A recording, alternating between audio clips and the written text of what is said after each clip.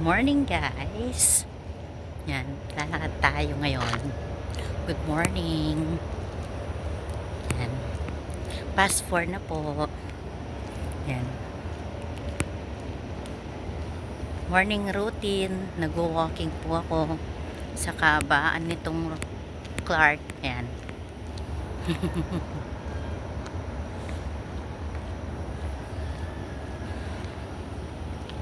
Nasanay na po ako naglalakad tuwing umaga.